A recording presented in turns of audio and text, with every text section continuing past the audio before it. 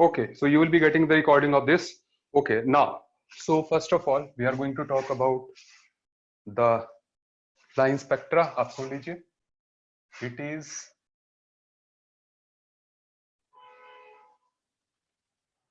line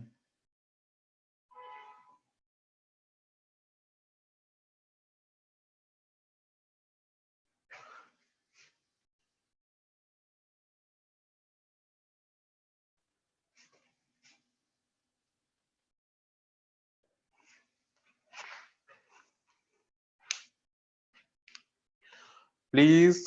अब मैं पढ़ाने लगा हूं, आप सिर्फ पढ़ाई पे ध्यान दीजिए. नो मोर कमेंट्स. ठीक है, सब कुछ होगा.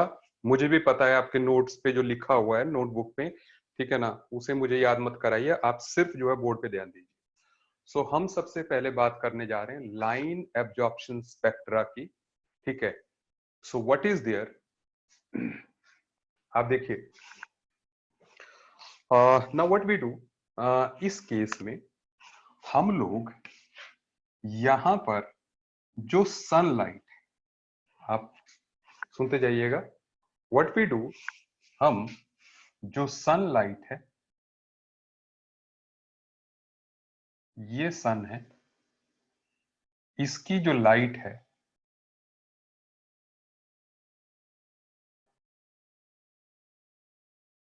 इसको हम जब डायरेक्टली देखते हैं, दैट यू नो, मैं फिर से रिकॉल करा दूं. व्हाट हैपन्स, जब हम सनलाइट को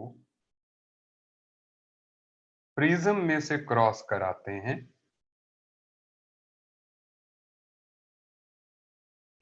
तो we get that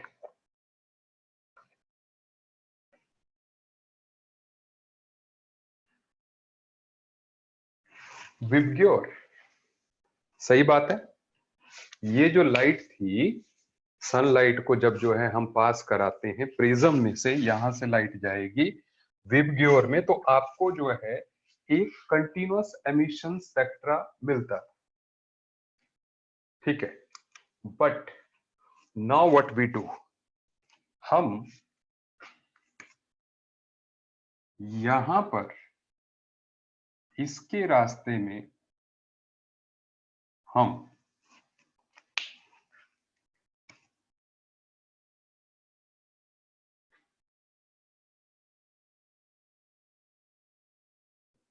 aqueous NaCl solution, जिसको कि we also called as brine, वो रख देते हैं. क्या करते हैं, नमक का पानी जो है हम इसके रास्ते में रख देते हैं, सनलाइट के रास्ते में. ठीक है, सुनते जाइए. अब क्या होता है, जब हम यहां से सनलाइट जो है, जो यहां से क्रॉस होती है, वो इससे क्रॉस होके प्रिज्म में जाएगी. That's okay. और प्रिज्म में जो है हमने कहा था कि वो जो है 7 कलर्स में स्प्लिट होती है. वो हमें ये विबग्योर मिलता है. सही है बात. It was the thought. ठीक है. लेकिन अब इस केस में क्या होता है, आप ध्यान दीजिएगा. एक मिनट.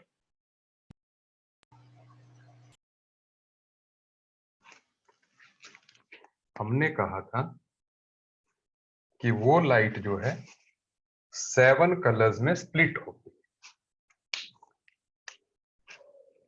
तो ये जो लाइट है वो इस तरह से 7 कलर्स में स्प्लिट हो. लेकिन ऐसा तब होता अगर यहां पर सोडियम क्लोराइड का सॉल्यूशन नहीं होता. लेकिन नाउ व्हाट इज देयर, हमारे पास we have sodium chloride solution.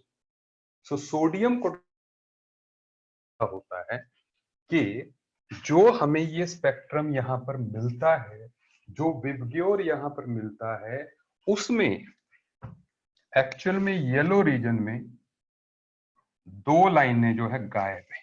क्या है, गायब है. So these are dark lines. Now why these dark lines are there? Reason being, जब भी किसी स्पेक्ट्रम में लाइन डार्क आती है, इसका मतलब ये है कि वो लाइन जो है पीछे ही एब्जॉर्ब की जा चुकी है, वो प्रिज्म से जो है क्रॉस नहीं हुई, इसलिए जो है डार्क है। Are you getting my point? मैं ये कह रहा हूं कि सनलाइट अगर ये सोल्यूशन नहीं होता तो हमें पूरा विबग्योर कंटिन्यूअस मिलता, लेकिन अभी क्या है, अभी जो है जब हम यहां पर सोडियम क्लोराइड का सोल्यूशन रख देते हैं तो हमें स्पेक्ट्रम तो वैसे ही मिलता है, लेकिन टू लाइंस आर मिसिंग, और वो जो दो लाइनें मिसिंग होती है वो भी one belongs to 5896 angstrom and one belongs to 5890 angstrom. Are you getting my point? अभी मैं आपके चैट्स नहीं पढ़ रहा हूं, आई एम जस्ट, आप पहले बोर्ड पे कंसंट्रेट कीजिए, फिर मैं बाकी सारा आपको डिटेल में बता रहा हूं, ठीक है, जो भी आपके डाउट्स होंगे। तो हो क्या रहा है कि यहां पर 5896 और 5890 वाली लाइंस जो है वो गायब है। अब पहली बात ये है, okay, so there is someone जिसने अभी कनेक्ट किया। मैंने कहा कि सन से जो है सोडियम क्लोराइड सॉल्यूशन से सनलाइट हमने पास की, फिर प्रिज्म में से क्रॉस कराया, तो जो हमें विबग्योर मिला जो कि कंटिन्यूअस मिलना चाहिए था, अब जो है हमें यहाँ पर दो डार्क लाइंस मिल रही हैं येलो के बीच में, ठीक है।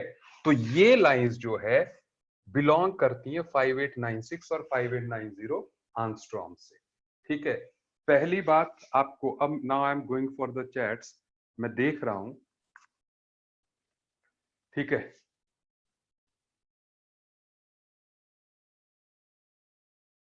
Okay, there is no doubt, are you able to understand जो मैंने कहा? से यस और no? Yes, they are the dark lines. Okay, एक मिनट, नाउ आई गॉट, आपको समझ में आ रही है, डन डन। मैं, सुनिए, ये लाइंस डार्क है, बिल्कुल काली है। काली लाइंस का मतलब ये है कि ये इस सोल्यूशन से प्रिज्म को आई ही नहीं, they have been absorbed by this sodium chloride solution, that's why they are called, this is called the absorption spectra, क्योंकि वो जो सन की जो लाइट है उसमें से 5896 और 5890 आंगस्ट्रॉम ऐसी वेवलेंथ्स हैं जिनको की जो है यहां पर सोडियम क्लोराइड सोल्यूशन ने एब्जॉर्ब कर दिया है। Is it okay? तो इसलिए वो आगे प्रिज्म पर पास ही नहीं की हैं, तो हमें जो स्पेक्ट्रम मिल रहा है उसमें वो डार्क लाइन की फॉर्म में जो है दिख रही है, ठीक है। मैं आपको दिखाता हूं पहले कि हाउ दे लुक, ठीक है। एक मिनट, जस्ट एक मिनट दीजिए मुझे।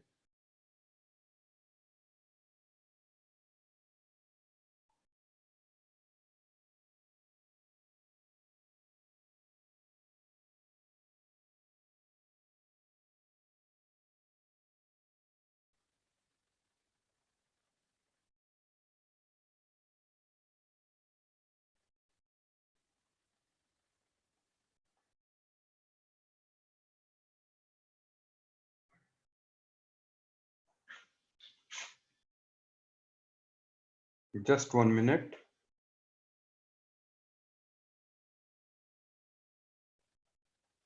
जो, यस आई हैव हियर, आप प्लीज मेरी बात को जो है ध्यान दीजिएगा, अभी अभी समझने की ट्राई कीजिए। देखिए, I am just able to show it to you, I hope आपको ये बात दिख रही है यहां पर। ये अब देखिए, ये पूरा विबग्योर है, विबग्योर जो ऐसे है, ठीक है, जो ऐसे है यहां पर, लेकिन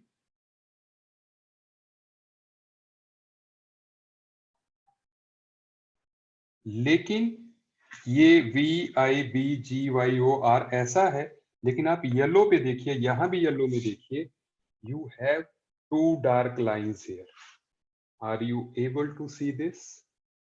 ठीक है, यहां पर दो जो है वो डार्क लाइंस है, बस बिल्कुल ऐसा जो, ठीक है ना। आजकल आप क्योंकि नेट यूज कर रहे हैं, आप नेट पे absorption spectrum of sodium type करेंगे, आपके पास ये आ जाएगा। Is it okay? मैं आगे बढ़ रहा हूं, ठीक है। I am coming back to the discussion, please आप ध्यान दीजिए। तो अब जो है, अब यहां पर spectrometer is the instrument, spectrometer ना। एक मिनट, मैंने कहा सन से सोडियम क्लोराइड में लाइट गई, सोडियम क्लोराइड से प्रिज्म में डाली, प्रिज्म से विबग्योर पे प्रिज्म से जो विबग्योर आया उसमें दो लाइंस जो है मिसिंग है, एक 5896, एक 5890। इसको हम एब्जॉर्प्शन स्पेक्ट्रम बोलते हैं। हम ये कह रहे हैं कि 5896 और 5890 आर्मस्ट्रांग वाली जो वेवलेंथ है, that has been absorbed by the sample. Now comes the next point कि how they have been absorbed, ठीक है, okay. So I'm just seeing someone is saying कि he is the new student, but अभी lecture के बाद बात करते हैं, ठीक है। अभी जो है I will continue this part। आप अब सुनिए मेरी बात। अब now the thing is, हमें पहले ये जानना है कि how these lines are getting absorbed, how these lines are getting absorbed by sodium chloride। नमकीन सोल्यूशन कैसे इनको एब्सॉर्ब कर रहा है, that we have to see. Please देखिए, आप देखिए होता क्या है। देखो सन जो है ना, हम एक एटम की सिचुएशन बना लेते हैं, ठीक है। आप एक ही एटम में समझने की ट्राई कीजिएगा। आप सुनिए, देखो होता क्या है, जब सन से लाइट आएगी, जैसे इस तरीके से सनलाइट जो है आएगी, यहां पर इलेक्ट्रॉन मान लीजिए यहां पर है, इलेक्ट्रॉन यहां पर है। जब सनलाइट आएगी तो सनलाइट जो है उस इलेक्ट्रॉन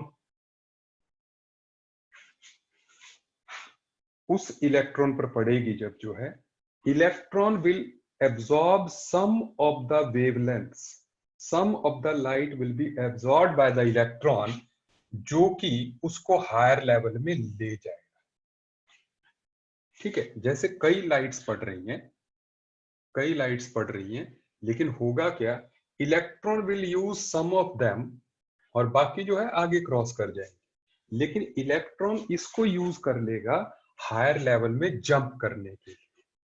तो इसलिए जैसे मान लो ये 5894 है, ये 5895 है, और उसने 5896 वाली जो है वो एब्जॉर्ब कर ली, 5897 वाली भी तो आगे क्रॉस हो गई, 5897 आगे क्रॉस हो गई, 5895 भी आगे क्रॉस हो गई, 5894 भी आगे क्रॉस हो गई। लेकिन 5896 was used by the sodium ion to excite its electron from lower level to higher level। Are you getting? So that's why they are absorbed। अब बात ये है कि आखिर ये ही क्यों एब्जॉर्ब हुआ? Why only 5896? Why not this? Why not this? Why not this? सुनते जाइएगा मेरी बात। रीजन भी, कल वाले लेक्चर में हमने पढ़ा था एमिशन स्पेक्ट्रम में कि ये ही वो वेवलेंथ थी जो कि एमिट हो रही थी। क्या आपको मेरा लेक्चर याद है ना? तो इसलिए जो है, please you will be getting the video recording of this, ठीक है। सो आप यहां से कंसंट्रेट कीजिए। सो आई एम सेइंग कि यहां पर जो है 5897 ये निकल जाएंगी, क्योंकि इस और इस ऑर्बिट के बीच का जो एनर्जी गैप है, that corresponds to the energy which corresponds to the wavelength 5896 angstrom. Are you getting my point? इस और इस लेवल का जो एनर्जी गैप है, सॉरी यहां से यहां का जो एनर्जी गैप है, that corresponds to the wavelength of 5896 angstrom. इतनी एनर्जी जो है की वेवलेंथ जो है सफिशिएंट होती है इसको ऊपर के लेवल में एक्साइट करने के लिए। इसको उससे ज्यादा भी नहीं चाहिए, उससे कम भी नहीं चाहिए। तो इसलिए बाकी जो लाइट्स हैं वो आगे चली जाएंगी। इसी तरह से 5890 के साथ भी यही होगा कि जब ये यहां से यहां जाएगा और हायर लेवल में जाएगा तो 5890 वाला एब्जॉर्ब करेगा। ठीक है, तो उस कारण से जो है वो लाइन भी आगे मिस हो जाएगी। Is it okay? क्या आपको मेरी बात समझ में आ गई? आप लोग चैट्स बहुत जल्दी जल्दी करते जाते हो, आप लोग पढ़ते कम हो, मैं देख रहा हूं। ठीक है ना? ठीक है, ओके ओके ओके, समझ आ गया, कुछ लोगों को आ गया। So I am saying again, last time I am saying, sun से लाइट गई, सोडियम क्लोराइड सॉल्यूशन में से क्रॉस करी और सोडियम क्लोराइड ने 5896 और 5890 वाली लाइट्स जो है वो एब्जॉर्ब कर ली हैं। एक्चुअली ये सोडियम क्लोराइड में से जब ये लाइट क्रॉस की, प्रिज्म में से हमने लाइट को भी पास कराया, तो जो यहाँ पर जो विब्योर मिला उसमें 5896 और 5890 दे वर मिसिंग, तो वो मिस कर रही थी। ठीक है, तो इसलिए जो है यहां पर आपको दो डार्क लाइंस भी मिली। मैंने आपको टैब पे भी दिखाया कि किस तरीके से वो डार्क लाइंस जो है मिल रही थी। ठीक है, और उसके लिए मैंने रीजन भी दिया आपको, जो है कि मैंने कहा जो एटॉमिक लेवल पे यहाँ पे हो क्या रहा है कि जो सोडियम है वो जो है, जैसे उस पे तो सन से सारी लाइटें पड़ रही है, जैसे 5896 से ऊपर वाली भी पड़ रही है, नीचे वाली भी पड़ रही है, सब वेवलेंथ की लाइट्स पड़ रही है, लेकिन वो कुछ को यूज कर लेता है हायर लेवल में जंप करने के लिए। ठीक है, वो उसको एक्साइट करने के लिए यूज कर लेता है, बिकॉज ऑफ दैट वो लाइंस जो है आगे मिस हो जाती है। इसलिए जब आपको स्पेक्ट्रम मिलेगा तो आपको 5896 वाली लाइन नहीं मिलेगी, वो डार्क लाइन मिलेगी, जैसा मैंने पहले कहा। I hope now you have got it. Okay, so अब हम, ठीक है, energy gap corresponds to, energy gap corresponds to the difference in the energy of orbits. ठीक है, एटम में जो दो ऑर्बिट्स हैं उनके बीच में जो है, देखिए उस गैप को जो है एनर्जी जो गैप है, ठीक है, दैट इज, अच्छा कोई पूछ रहा है कि डार्क लाइंस येलो में ही क्यों होती है।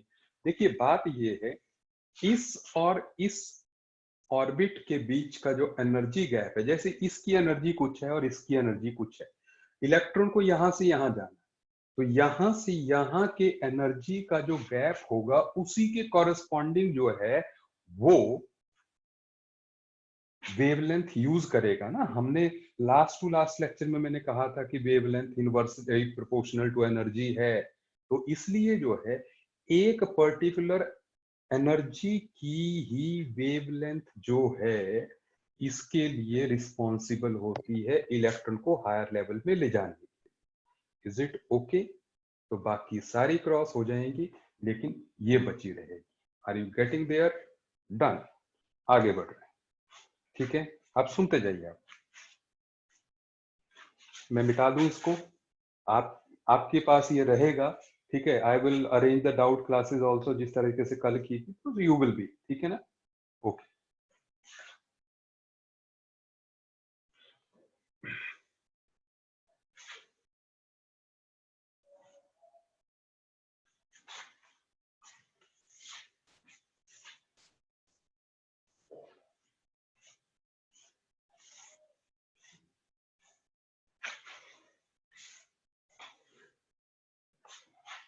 नाउ द नेक्स्ट थिंग, आप ध्यान दीजिएगा। आप लोग बहुत टाइम से, या it is same case with 5890, और हायर लेवल में जाएगा तो वो 5890 की वेवलेंथ एब्जॉर्ब करे, है ना? जैसे हमने तो एक ऑर्बिट में जब दिखाया ना, दो में किया तो जो है 58, Jaideep, is it okay? Okay, अब आप मेरी बात सुनिए। अब मैं फिर से आपके डाउट्स को साइड में कर रहा हूं। अब मैं पहले बताने लगा हूं जो बात जो है, पहले आप उसको सुन लीजिए। ठीक है, अब मैं जरूरी एस्पेक्ट की बात करने लगा हूं, और वो जरूरी एस्पेक्ट है जी हाइड्रोजन स्पेक्ट्रम।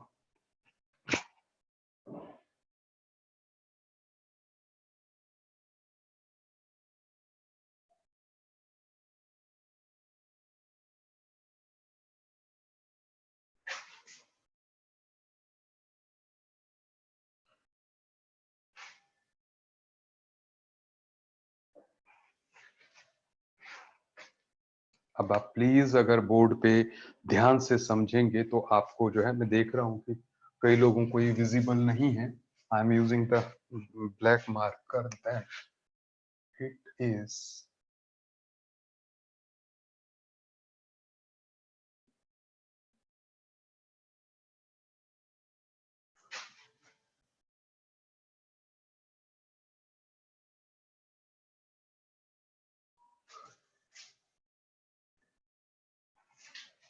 अभी मैं आपको सिर्फ ये बता रहा हूं कि हाइड्रोजन स्पेक्ट्रम किस तरह से आता है, क्यों आता है की बात बाद में करेंगे, ठीक है। अभी क्योंकि we are just studying the spectrums, तो स्पेक्ट्रम तक कंसंट्रेटेड रहते हैं। देखिए, टॉपिक में जब हम आगे बढ़ेंगे तो इसका रीजन भी मैं आपको बताऊंगा, आप समझिए बात। सबका ध्यान बोर्ड पे हो।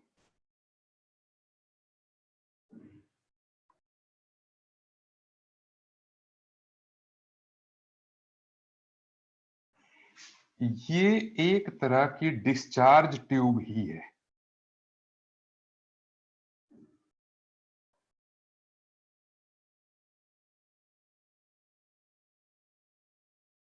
ये क्या है? ये एक डिस्चार्ज ट्यूब है, ठीक है।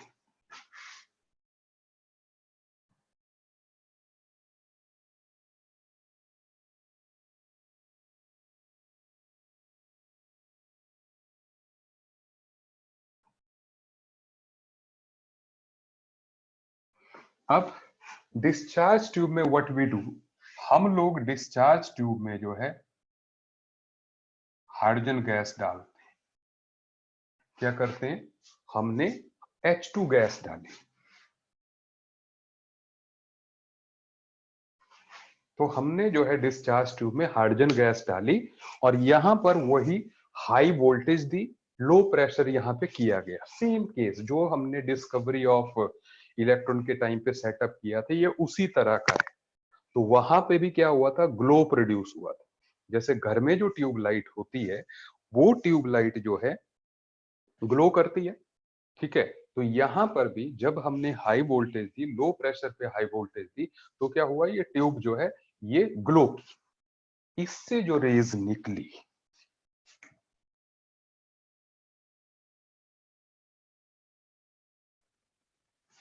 इससे जो रेज निकली, उन रेज को हमने क्या किया? हमने एनालाइज किया, ठीक है। अब एनालाइज कैसे किया? हमने यहां पर एक इंस्ट्रूमेंट जैसे यूज किया, दैट इज कॉल्ड स्पेक्ट्रोस्कोप।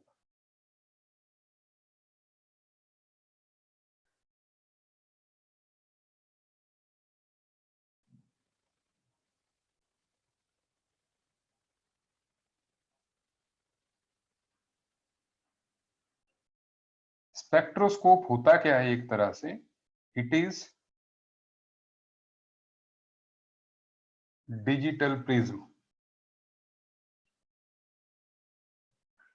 एक तरह से डिजिटल प्रिज्म ही होता है स्पेक्ट्रोस्कोप, ठीक है। तो इसके अंदर जो है सेंसर लगा होता है, तो इससे जो मैं रेज जाती हैं, आलिया ठीक है, उससे पता चल जाता है। में देयर इज सम ये प्रॉब्लम। हेलो, नेट स्लो चल रहा है क्या? प्लीज आप अपना ऑडियो बंद कर दीजिए।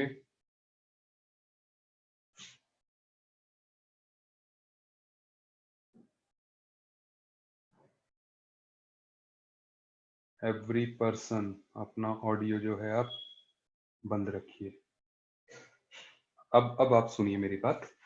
सो आई होप आपको समझ में आ रहा है। डिस्चार्ज ट्यूब में हमने हाइड्रोजन गैस डाली है, और हाइड्रोजन गैस की जो लाइट है जो एमिट हुई, इसमें से जब हाई वोल्टेज प्रोवाइड की जो लाइट एमिट हुई, उसको हमने स्पेक्ट्रोस्कोप में डाला, स्पेक्ट्रोस्कोप से क्रॉस कराया। स्पेक्ट्रोस्कोप क्या होता है? डिजिटल प्रिज्म ही होता है। वो जो है आपको एक पेज की फॉर्म में जो है वेवलेंथ निकाल के दे देता है कि भैया इस लाइट में ये वेवलेंथ मौजूद है, ठीक है। जैसे अगर हम विजिबल लाइट को डालेंगे तो वही वो विबग्योर जो है निकाल के देगा कि ये वेवलेंथ जो है इस वेवलेंथ की जो है ठीक है ना, they are present, is it okay? अच्छा, आप सुनते जाइए मेरी बात अब। तो यहाँ पर जो है, इसने जो हमें स्लिप निकाल के दी, जो हमें स्पेक्ट्रम मिला, स्पेक्ट्रम ही हो, क्योंकि जो हमारा प्रिज्म है उसकी लिमिटेशन है कि वो विजिबल रीजन तक के ही रेडिएशंस को स्प्लिट कर सकता है। प्रिज्म का काम क्या है? स्प्लिट करना रेज को, जो अलग अलग उस लाइट में जो अलग अलग वेवलेंथ हैं, ठीक है ना, उनको स्प्लिट करना। ठीक है, तो ये काम डिजिटली हमारा स्पेक्ट्रोस्कोप करता है, ठीक है ना। अच्छा, अब सुनिए आप मेरी बात। अभी मैंने आपकी चैट्स बंद कर रखी हैं, अभी आप सुनिए। सो व्हाट इज देयर, जो हमें जो यहाँ पर जो स्पेक्ट्रम मिला वो कुछ इस तरह का था जी, इस तरह का, ऐसे बैंड ऑफ लाइंस की फॉर्म। आप प्लीज अपनी नोटबुक पे नोट कर लीजिए इसको। Doubts I will give you time to ask. मैं आपके सभी डाउट्स का जवाब दूंगा, लेकिन आप पहले जो मैं बता रहा हूं उस पर कंसंट्रेट करें।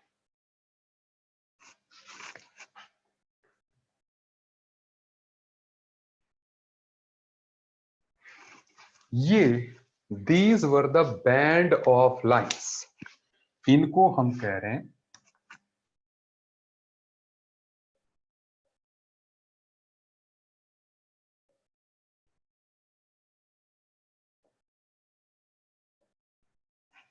सुनिए, these are band of lines. तो ये एक तरह से बैंड स्पेक्ट्रम भी हुआ, ठीक है। एक बात,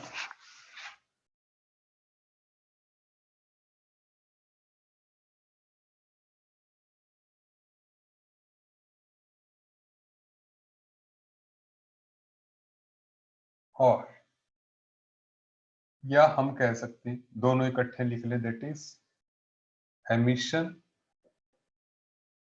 बैंड स्पेक्ट्रम। एमिट हुई ना लाइट जो है, वो हाइड्रोजन के सैंपल में से एमिट हुई, तो हमें बैंड की फॉर्म में जो है लाइन के बंचेस मिले।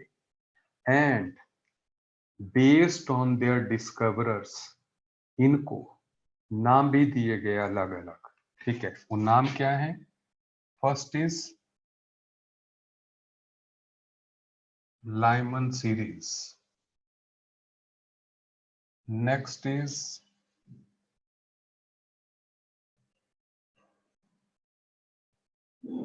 बाल्मर सीरीज,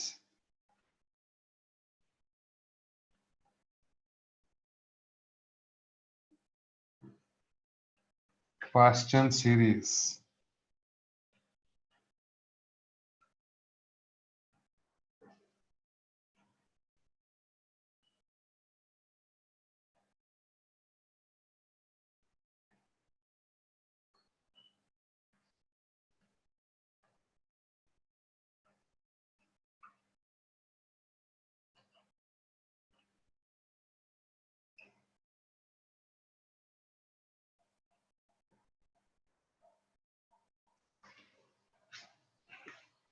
ठीक है। तो बेस्ड ऑन देयर डिस्कवरर्स,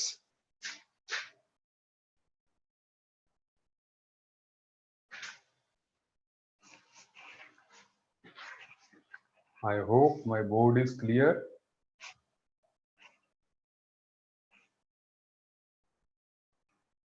आप प्लीज देखें।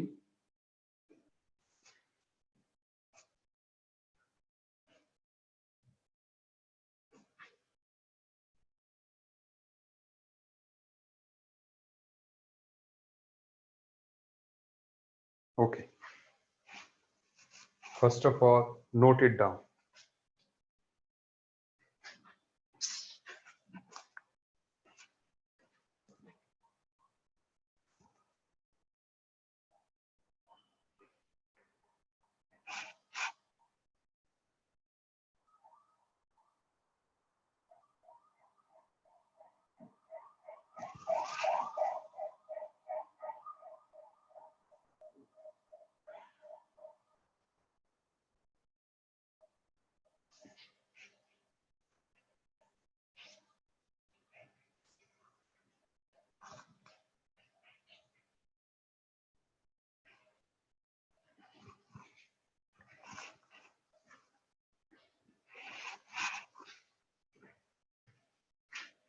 सबने नोट कर लिया?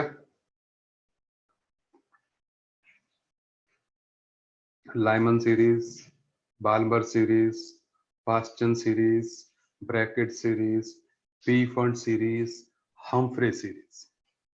ठीक है, these were the band of lines, ठीक है, जो कि हाइड्रोजन गैस को डिस्चार्ज ट्यूब में डालने के बाद स्पेक्ट्रोस्कोप में जब हमने लिया सैंपल तो जो है आया। ठीक है, दिस इज ओके। अब हम आगे बढ़ रहे हैं।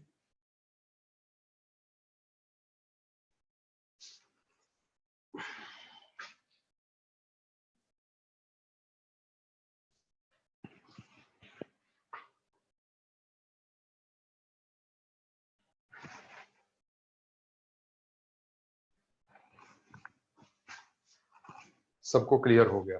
Any question anybody wants to ask? किसी ने कोई क्वेश्चन पूछना हो? देखिए, इनमें से आप सुन लीजिए मेरी बात जो है, इनमें से ई को आप कलर्स के बेस पे मत देखिए। ये जो लाइंस थी, ये लाई करती थी यूवी रीजन में,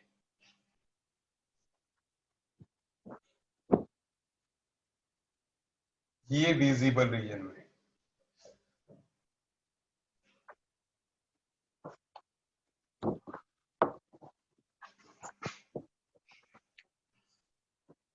एंड ये इंफ्रारेड रीजन में। तो इनका कलर नहीं होगा, कलर सिर्फ किसका होगा? जो कि बाल्मर सीरीज होगा। ठीक है, these band lines whole they are called the hydrogen spectrum। ठीक है, नोट कर लिया आपने please?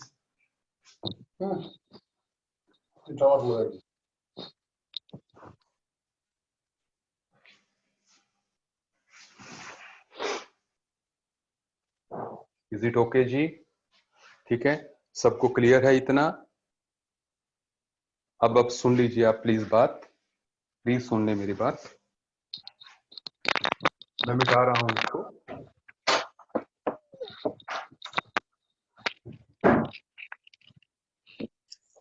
Why you have sent the picture of hydrogen spectrum?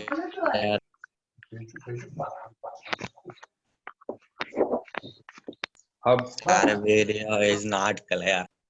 Please अपना ऑडियो बंद कीजिए।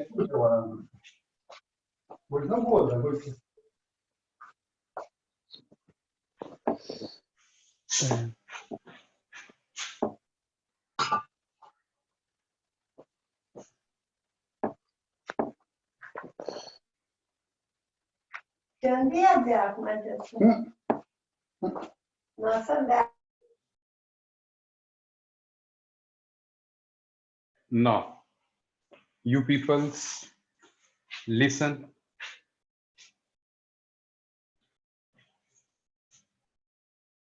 ठीक है, नहीं अब नहीं होगा। ठीक है, ना हम आगे बढ़ रहे हैं।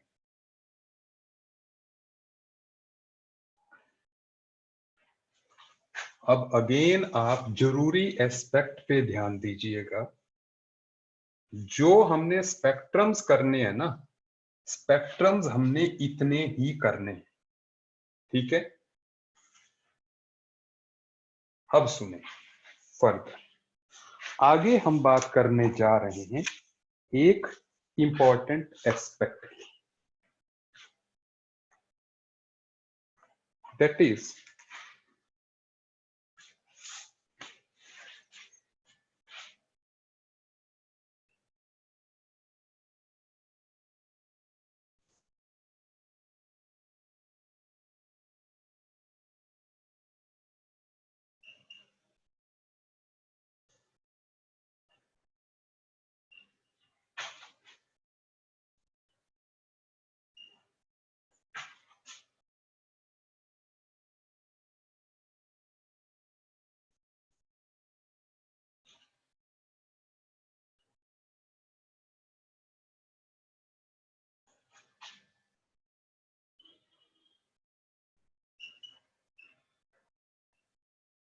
देखिए, जो हमने इलेक्ट्रोमैग्नेटिक वेव थ्योरी पढ़ी, उससे जो है एक चीज जो जेम्स क्लार्क मैक्सवेल ने कही थी, उसने ये बात कही थी कि भाई जो इलेक्ट्रोमैग्नेटिक रेडिएशंस है ना, वो वेव्स है।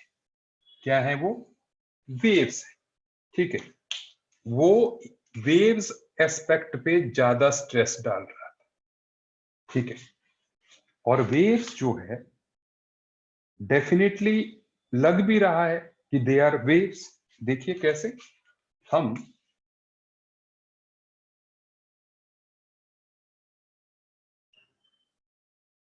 प्रूफ फर्स्ट, दैट इज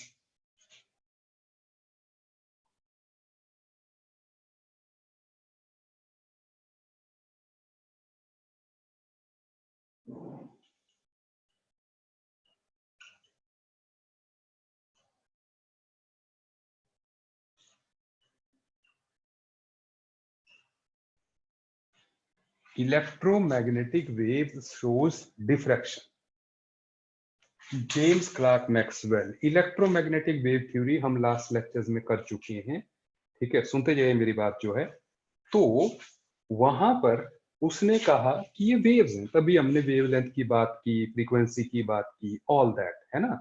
ठीक है, अब सुनिए जेम्स क्लार्क मैक्सवेल। ठीक है, सुने आप, इसके लिए मैं पहला प्रूफ दे रहा हूं कि जो इलेक्ट्रोमैग्नेटिक वेव्स हैं, वो जो हैं क्या करती हैं? डिफ्रैक्शन शो करती है। ये डिफ्रैक्शन क्या होती है? ठीक है, जैसे जब हम, सुनिए डिफ्रैक्शन में क्या होता है कि जब भी ये रे, आपने देखा होगा जब भी लाइट जो है स्मॉल होल में से आती है तो वो ऐसे फैलती है ना। अगर जो है लाइट जो है स्मॉल होल में से अगर आती है तो वो कैसे फैलती है? So it is diffraction. ठीक है, वो क्या करती है? वो स्प्रेड होती है। स्प्रेड होना is the property of waves, not particles. क्योंकि जो पार्टिकल है वो तो स्मॉल होल में से भी जाएगा, तो जो है आगे एक ही पार्टिकल रहेगा। जैसे अगर कोई बुलेट फायर करेगा ग्लास में से, तो जो है आगे बुलेट ही जाएगी एक ही। लेकिन लाइट में ऐसा नहीं होता, लाइट बिखरती है। दैट बिखरना is called diffraction. Is it okay? ठीक है, वो जो है फैल जाती है। It is the property of waves. दूसरा प्रूफ,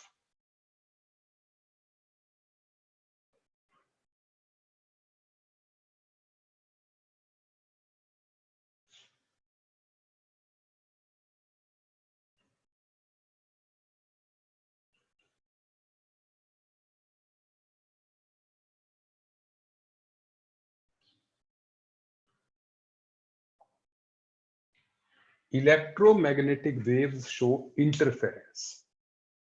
जो वेव्स होती हैं वो ही एक दूसरे के साथ इंटरफेयर कर सकती हैं। आप समझिएगा, सिंपल वर्ड्स में बात समझिएगा। जैसे मैंने कहा, आप इसको किसी भी तरीके से आप सिंपल वे में आप समझ सकते हैं। जैसे मान लीजिए ये मार्कर मैंने यहां पे रख दिया। सुनते जाइए, अब मैं दूसरा मार्कर क्या इसी मार्कर की जगह रख सकता हूं? नहीं ना। पहले क्या करना पड़ेगा मुझे? मुझे जो है, हाँ, spreading of light is called diffraction. अब सुन लीजिए इंटरफेरेंस का। मैं कह रहा हूं इस इस मार्कर की जगह में दूसरा मार्कर तब तक नहीं रख सकता जब तक इसको हटा ना लो। Is it okay?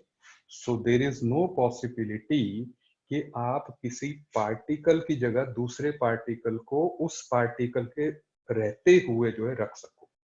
Is it okay? It is not possible. लेकिन अगर मैं,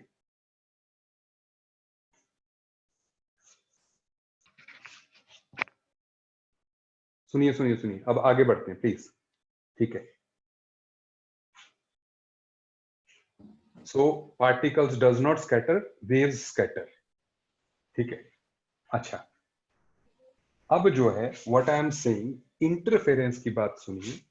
अगर मैं यहां पर इस बोर्ड पे लाल रंग की लाइट डालता हूं तो उसके बाद में इस पे हरी भी डाल सकता हूं, वो भी इसी बोर्ड पे आएगी। उसके लिए मुझे लाल रंग की लाइट को हटाने की जरूरत है।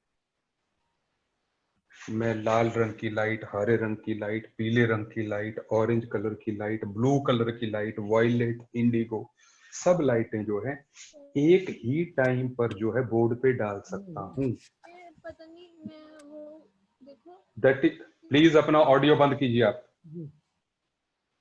That is not possible, that is not possible in case of particles.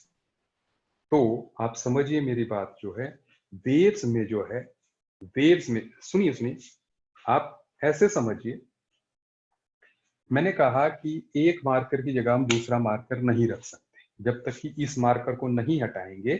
यहां से मैं इस मार्कर को नहीं रख सकता।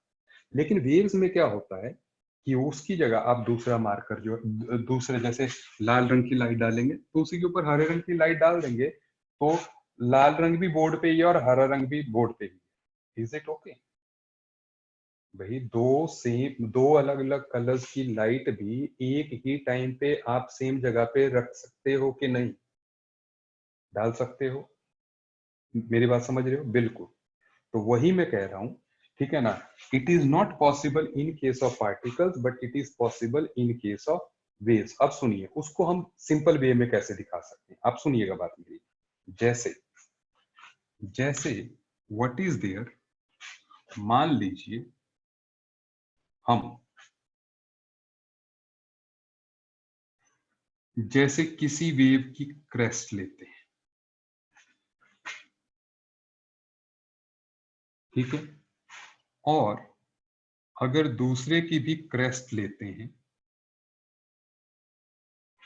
तो क्या होगा, वो दोनों जो है आपस में एडअप हो जाती है।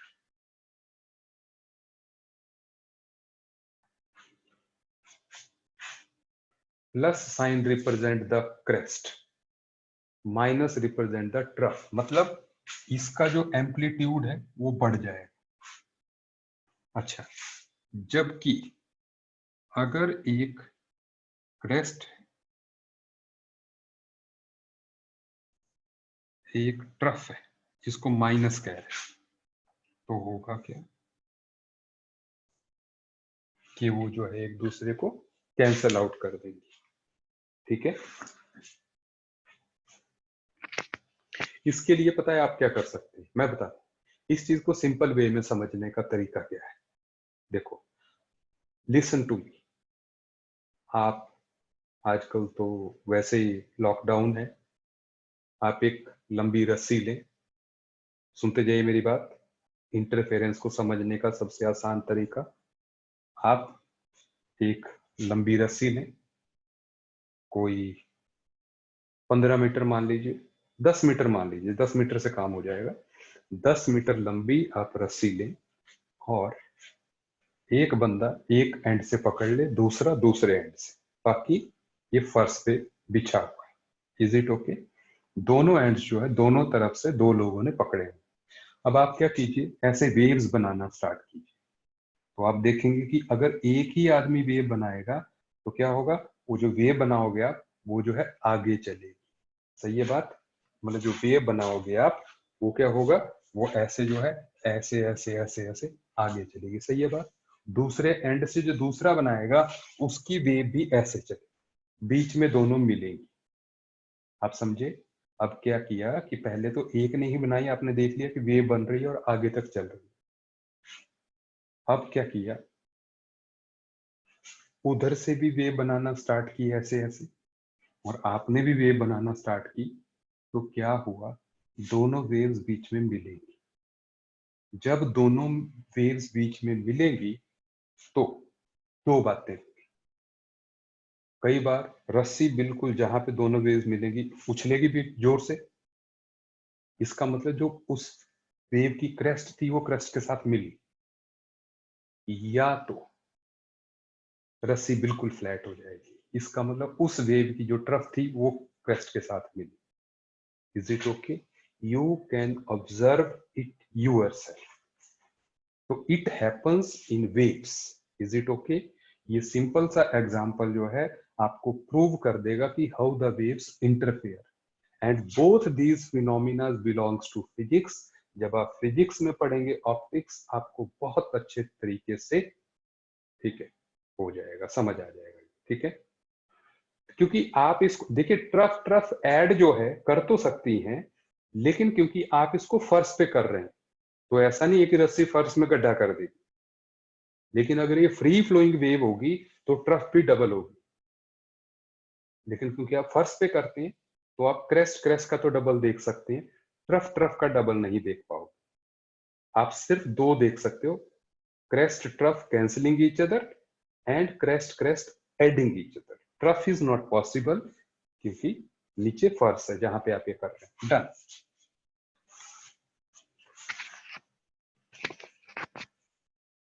अच्छा, ये ऐसे ही, ये हम मुद्दे से भटक रहे हैं अभी जो है। ठीक है, I am coming back to that atomic structure part जो है। ठीक है, आपने जस्ट ये याद रखना है कि इंटरफेरेंस और डिफ्रैक्शन जो है दो फिनोमिनाज हैं जो कि प्रूव करते हैं कि इलेक्ट्रोमैग्नेटिक जो रेडिएशंस होती हैं वो वेव्स होती हैं। और आप लोग भी तो जानते हो यार, आप लोगों को भी तो पता है, आप लाइट को क्या मानते हो? लाइट को वेव ही मानते हो ना। लाइट को आप वेव ही मानते हो। जिनका वीडियो जो है डिस्कनेक्ट हो रहा है continuously, actually that is not from our side, because I am able to see. मैंने actually two videos are running in front of me. One जिसमें कि एक तो कैमरा है जिससे कि मैं बात कर रहा हूँ, एंड दूसरा मैंने वो लगाया है जिससे स्ट्रीमिंग आप लोगों को जा रही है, तो आप लोगों को सही जा रही है from our side. It means अगर आप तक नहीं पहुंच रही है तो there is a problem with your network. ठीक है, क्योंकि I am able to see my streaming. ठीक है, तो प्लीज उसको चेक कीजिए आप किसी सही सिग्नल सी जगह पे जो है। डन। आगे बढ़ते हैं। सुनिए, अब बहुत जरूरी एस्पेक्ट की मैं बात करने जा रहा हूं भाई। बहुत जरूरी एस्पेक्ट की बात करने जा रहा हूं। ठीक है, अब आप ध्यान से समझिएगा, ध्यान से समझिएगा। जो इलेक्ट्रोमैग्नेटिक वेव थ्योरी है उसकी लिमिटेशन है।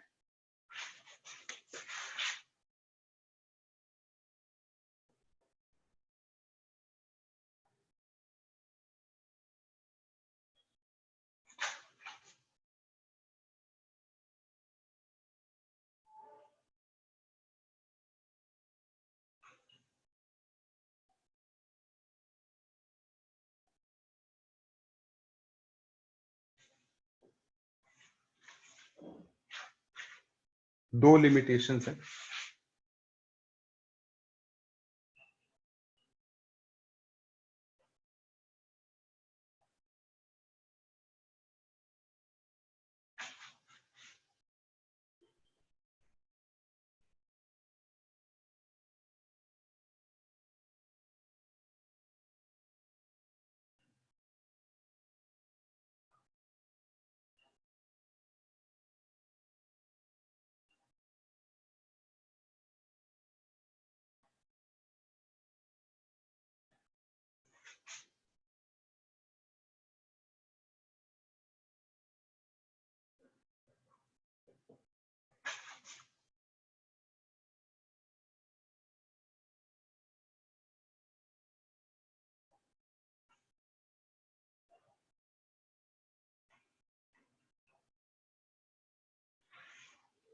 So the electromagnetic wave theory was not able to explain the black body radiation and the phenomena of photoelectric effect.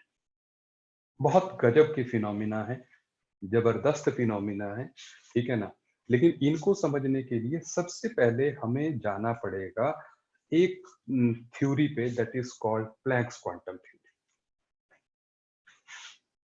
Note कर ले please. So black body radiation and photo electric effect.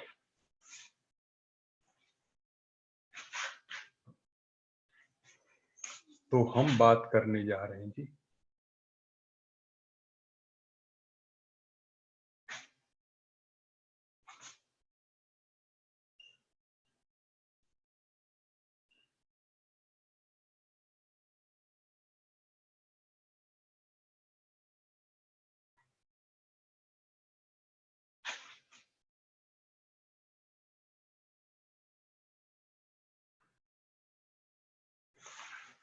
Planck's quantum theory given by Max Planck. So now what is this Planck's quantum theory? ये होता क्या है आप समझिए। देखिए आप इसकी डेफिनेशन लिख भी सकते हैं।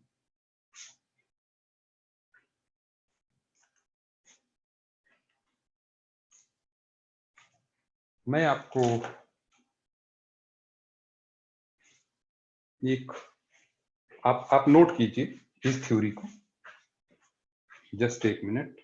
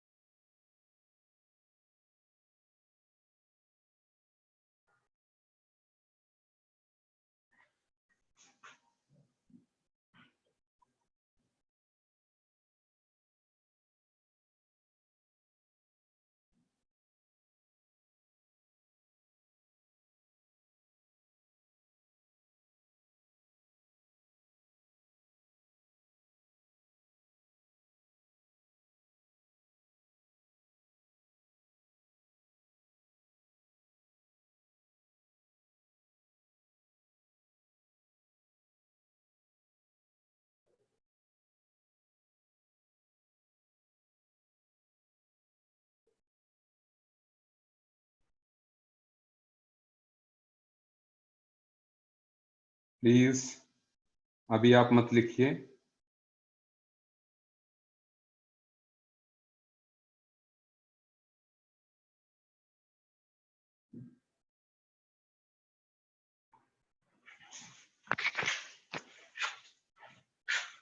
अभी सुन लीजिए, ठीक है ना।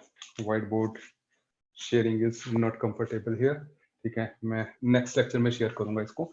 आप नोट कीजिए डेफिनेशन। आप लिखें according to this theory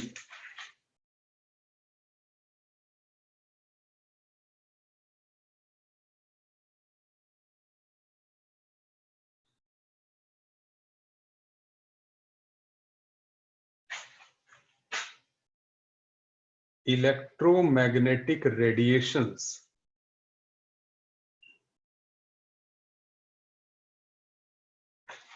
are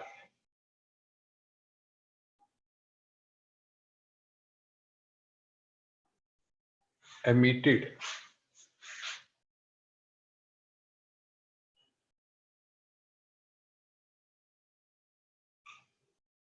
discontinuously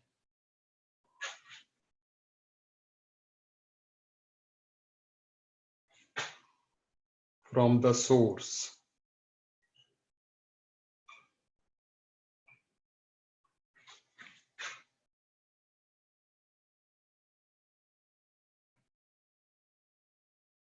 in the form of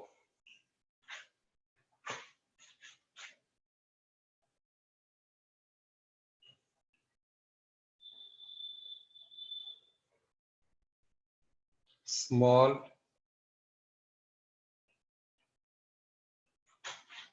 energy packets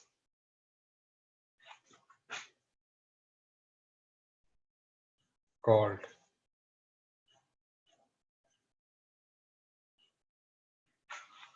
quantum.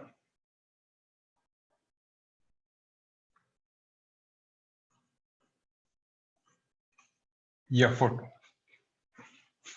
मतलब दे आर पार्टिकल्स।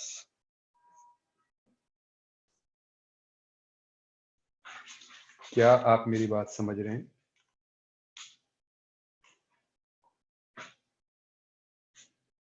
अभी आगे पीछे की बात नहीं। हाँ, रदरफोर्ड, बिल्कुल बिल्कुल बिल्कुल। सो अभी हम उस बात पे भी आएंगे क्योंकि जब हम बोर्स मॉडल कर रहे होंगे तो वापस जो है रदरफोर्ड मॉडल की बात करेंगे, बट आप पहले डेफिनेशन देख लीजिए इस चीज को। According to this theory, electromagnetic radiations are emitted discontinuously from the source in the form of small energy packets called quantum और फोटोन।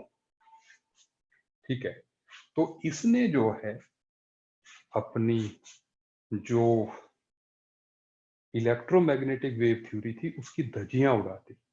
इसने कहा कि भाई मैक्सवेल भाई, यू आर सेइंग रॉन्ग, तुम कह रहे हो कि इलेक्ट्रोमैग्नेटिक रेडिएशंस वेव्स होती हैं, ऐसे चलती हैं और लगातार चलती हैं कंटिन्यूअसली। मैंने कंटिन्यूअसली को अंडरलाइन किया, लेकिन इसने कहा बिल्कुल गलत।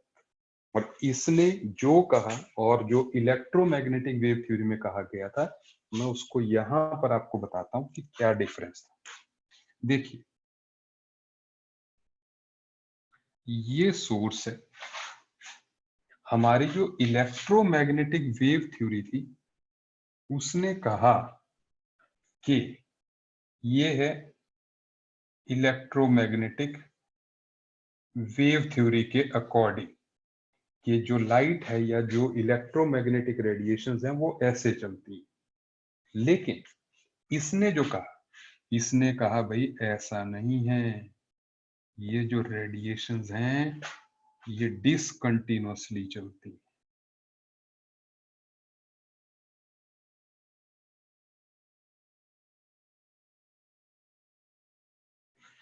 ऐसे you can see the gap in them, ये गैप आप देख सकते हैं, इनके बीच में गैप है। तो it is according to Planck's quantum theory.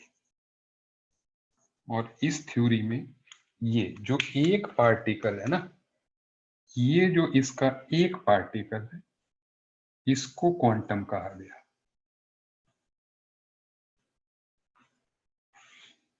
Light के एक पार्टिकल को जो है क्वांटम कहा गया। Are you getting my point? इतनी बात समझ में आ गई आपको?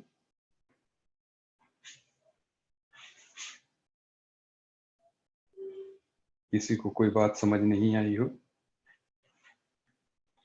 हाँ, ओके, अब मैं आगे बढ़ रहा हूं, ठीक है ना? अब आप सुनिए, ये बंदा यही नहीं रुका, इसने सिर्फ इतना ही नहीं कहा, इसने और भी बात कही। इसने कहा कि जो एक क्वांटम है, एनर्जी ऑफ जो क्वांटम है,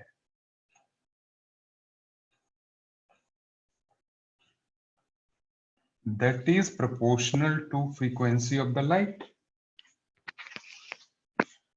हमने वेव्स में ये तो पढ़ा ही था कि जो एनर्जी ऑफ द रेडिएशन है that is proportional to frequency of the light. ठीक है, तो इसने कहा energy of a quantum is proportional to frequency, nu is frequency.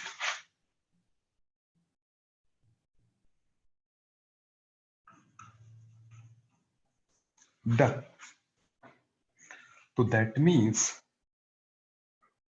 और इसने प्रोपोर्शनलिटी जो कांस्टेंट लगाया, दैट इज एनर्जी ऑफ जो क्वांटम है that is equal to h nu. सुनते जाइए। And what is the value, what is this H? H is Planck's constant. जो Planck's constant है इसकी वैल्यूज जो है 6.62, 6 10 raised to power minus 34 joule second या 6.626 10 raised to power minus 27 arc second। joules and arcs are the units of energy। ठीक है, तो इसने जो है ये इनके बारे में कहा। क्या आपको इतनी बात मेरी समझ में आ गई? अब सुने, मैं आगे बढ़ रहा हूं थोड़ा।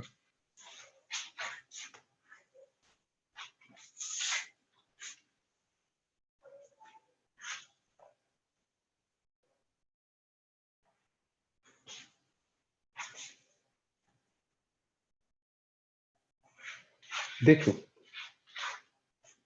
आप सुनते जाइए बात। ये वैल्यूज हैं जो आपको याद रखनी है, ठीक है? तो अब सुने, हम ये जानते हैं, we know nu is equal to c upon lambda. Let it be equation number first, let it be equation number second. ये तो हमने पढ़ लिया ना लास्ट लेक्चर्स में, nu is equal to c upon lambda. So from 1 and 2 we can say energy of quantum is equal to hc upon lambda.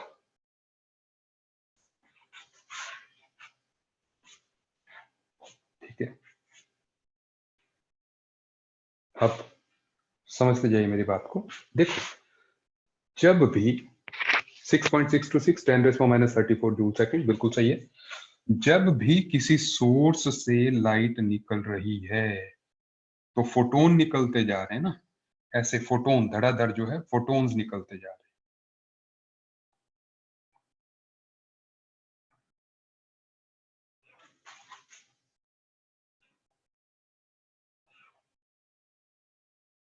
ऐसे डिसकंटिन्यूअसली जो है फोटोन्स निकल रहे हैं, ठीक है? और यहां पर है क्या, जो हर एक फोटोन, ये एक फोटोन, सुनते जाइए, ये दूसरा, तीसरा, चौथा, पांचवा, छठा, सातवां, ऐसे हर फोटोन की जो एनर्जी है that is h nu. Every photon has a energy of h nu.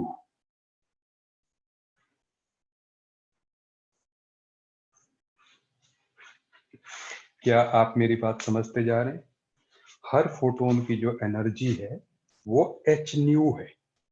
It is a small value, लेकिन जैसे लाइट जो बनी हुई है वो कह रहा है कि छोटे छोटे पार्टिकल से बनी, कंटिन्यूअस नहीं है भाई, ठीक है? छोटे छोटे पार्टिकल से बनी हुई है, ठीक है? और हर एक पार्टिकल की जो एनर्जी है वो उसकी फ्रीक्वेंसी पे डिपेंड करती है।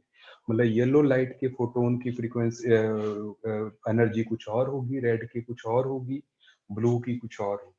सुनते जाइए मेरी बात, अब टॉपिक में इंटरेस्ट आ रहा है, ठीक है? सुने, तो इसका मतलब ये हुआ कि अगर मैं एनर्जी ऑफ रेडिएशन की बात करूं,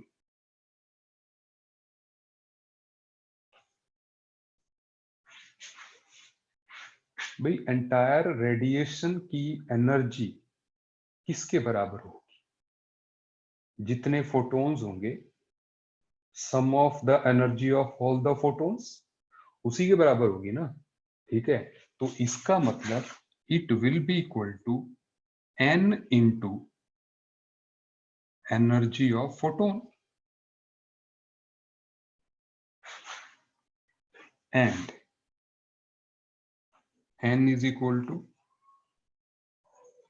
number of photons, और number of photons integral value ही होगी।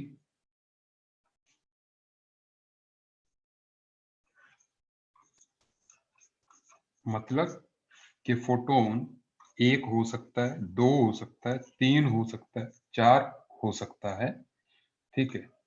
It can not be fractional, 2.5 नहीं होगा, 4.7 नहीं होगा, लाइक दैट वैल्यूज नहीं होगी। मतलब ये कहने का मतलब ऐसा ही हो गया जूल सेकंड है, जूल्स पर सेकंड नहीं है, जूल सेकंड। ठीक है, अब आप मेरी बात सुनते जाइए। So what I am saying,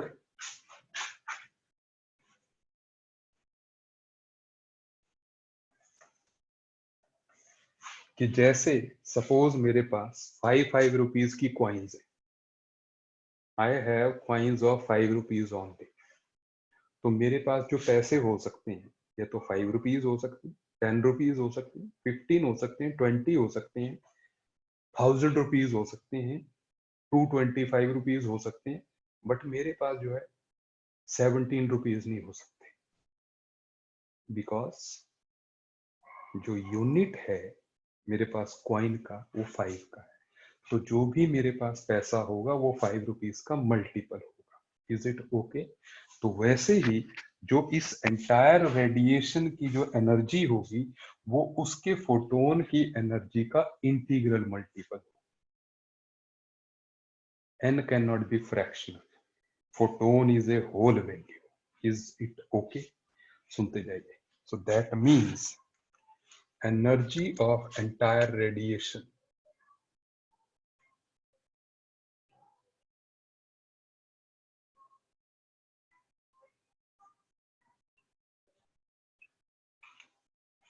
as energy of photon is h nu. We have written already. So n h nu, and nu is equal to c upon lambda. So इसलिए energy of the radiation is equal to nhc upon lambda. ठीक है, energy of the entire radiation is equal to nhc upon lambda.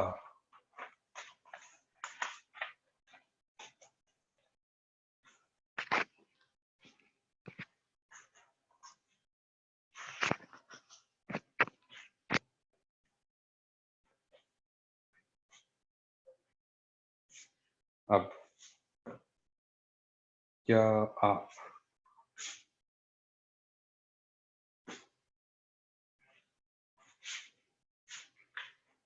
आपको समझ आ गई बात? c is the velocity, c is the velocity. Is it okay? क्या आपको planks quantum theory जो है पूरी तरह से समझ में आ गई? ठीक है, चलिए एक छोटा सा सवाल करते हैं, ठीक है, उसके बाद आगे बढ़ेंगे। ठीक है, ध्यान दीजिए।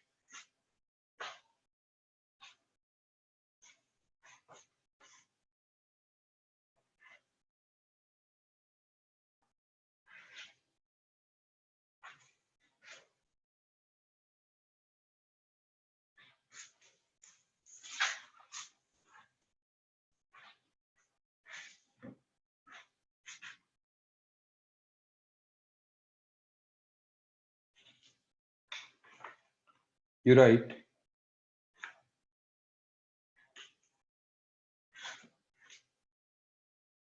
you write one question.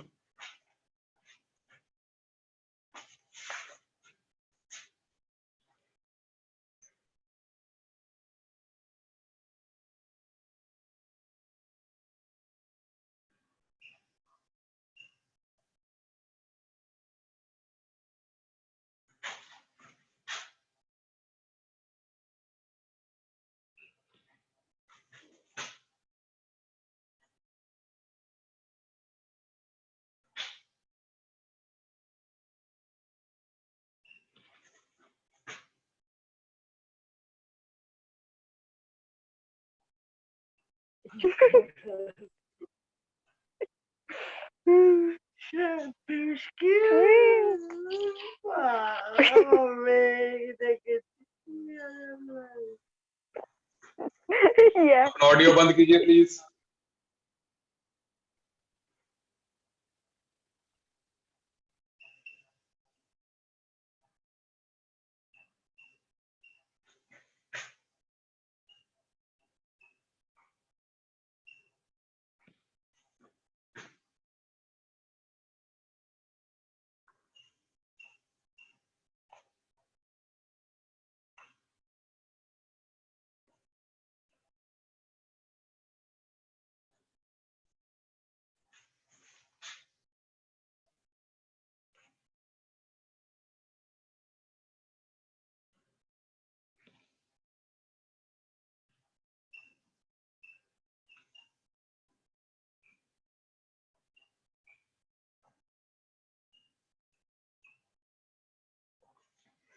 So for approximation हमने ये ले लिया.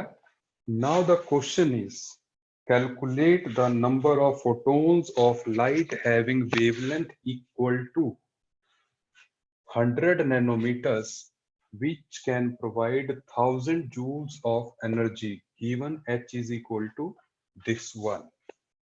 Now आपको मुझे बताना है कि what will be the number of photons. I'm giving you 3 minutes for this. तो अभी 6:48 हुए हैं. By 6:51 I will be solving it. You start solving on your notebooks. आप chat box में जो है you can send me the answer जल्दी से. I'm waiting for your answers.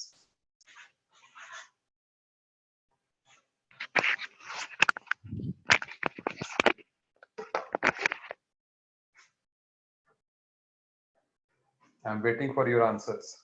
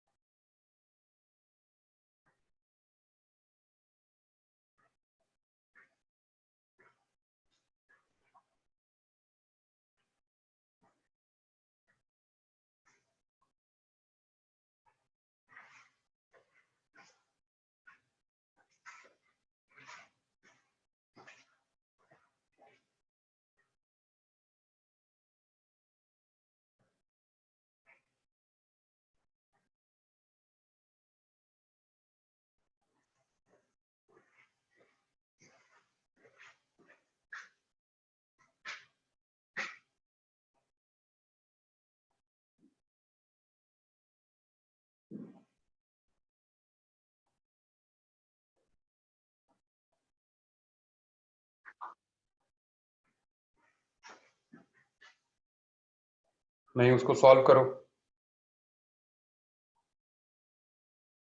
1/19 को 1/20 लेके जो है सॉल्व कीजिए. 5 into 10 is 17 is wrong answer. हर्षिया का रॉन्ग है, भी ऋषभ का रॉन्ग है. Again Jay Karan is wrong. Rishabh is wrong.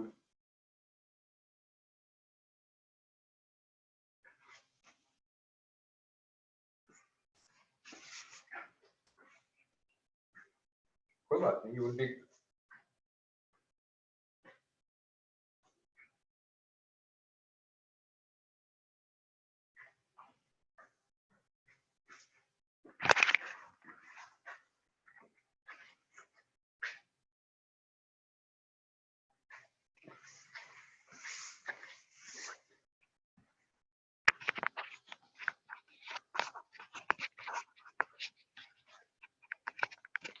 So the right answer is, yeah, अभी जो है I have got that Shavak से जो है 5 into 10 is for 15 to 10 is for 19 is the right answer, and I am going to solve it. Please, next is also संश्रय ने भी जो है सही आंसर दिया है मुझे जो है.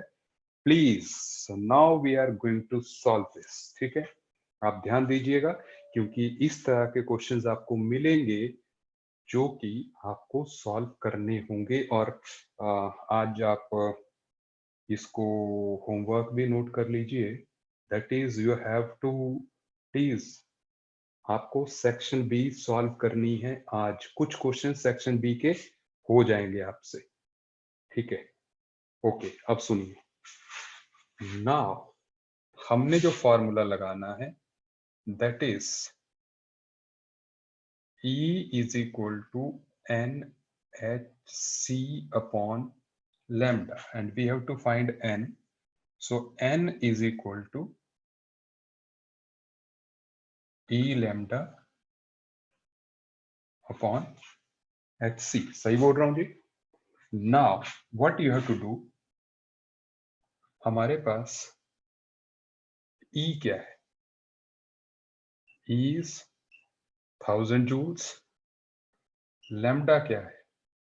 100 nanometres, that is equal to 1000 into 10 raised power minus 9 meters। आपको SI यूनिट्स में लेना है, ठीक है? You can take that right, इसी तरह से भी ले सकते हो आप, ठीक है? उसके बाद जो है हमारे पास what we need, H is given 6.63 into 10 raised power minus 34, and what else is given? C we know, that is 3 into 10 raised to power 8 meters per second। it is joule second। SI unit ही हम ले रहे हैं। Just we have to solve this. N is equal to energy, वो आ गया 1000 into lambda 100 into 10 raised to minus 9, so divided by H 6.63 into 10 raised to minus 34 into 3 into 10 raised to power 8। और जब आप इसको सॉल्व करोगे, मतलब you will, आप पावर्स को तो यहाँ पे भी कर सकते हैं, ठीक है ना? सो देखो यहाँ पे ये अगर आप मल्टीप्लाई करोगे तो ये 10 रेज पर 5 आ जाना है, ठीक है? सो ऐसे ये जो है इसमें पावर्स को तो आप यहीं पे कर सकते हो, ठीक है?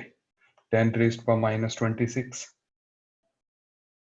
ये हो गया यहाँ पर 8 माइनस 34, तो माइनस 26 हो गया ये, सुनिए, एंड ये माइनस 4 रह जाएगा, दिस प्लस दिस, माइनस 26 ऊपर जाके प्लस 26 हो जाएगा, ठीक है? और माइनस 4 बच गया है, तो इसलिए 10 रेज्ड पर 22 डिवाइडेड बाय 6.63 इंटू 3 हो जाएगा, जो कि आपको अप्रोक्सीमेटली आंसर दे देगा 5 into 10 raised to power 20। It is the number of photons. क्या आपको मेरी बात समझ में आई?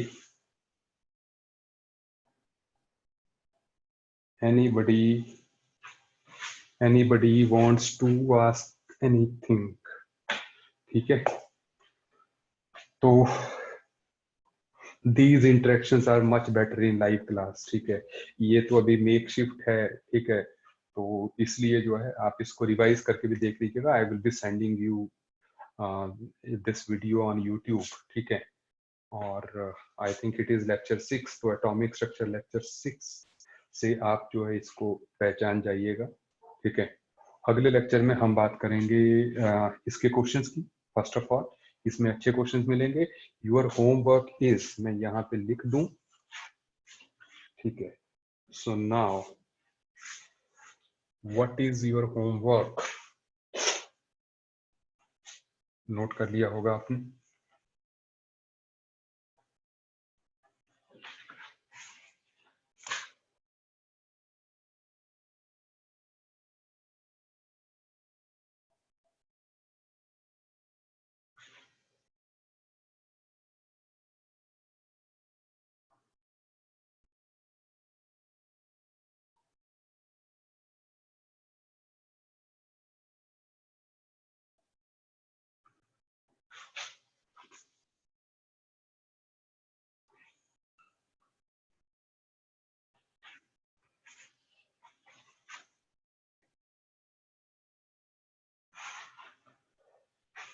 Remember this, you might not be able to solve all the questions, ठीक है? मैं 1 मिनट जो है मैं आपको ये भी बता दूं कि आप कौन कौन से क्वेश्चन जो उसमें से कर सकते हो। आई हैव वन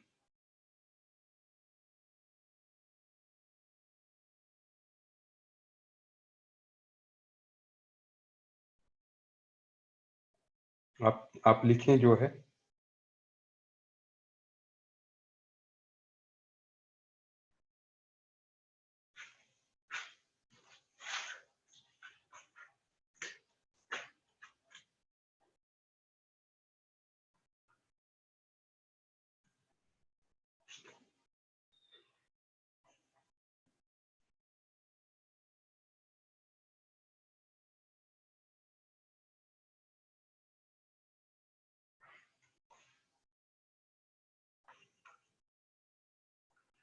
B3 थोड़ा टफ लगेगा but it can be solved.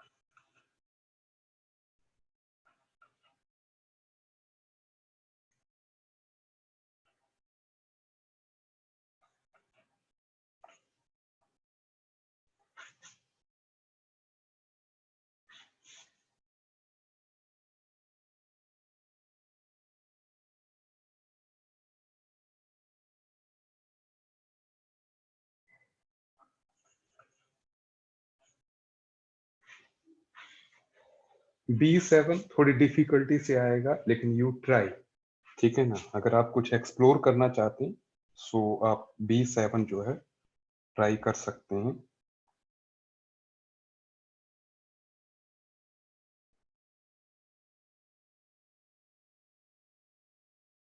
और इससे ज्यादा अभी आप नहीं कर पाओगे, ठीक है।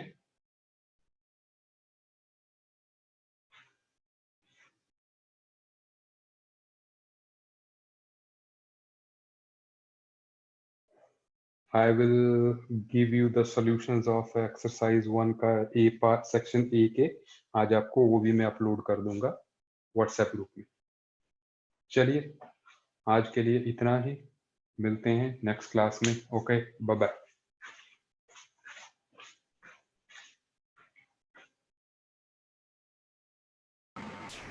सर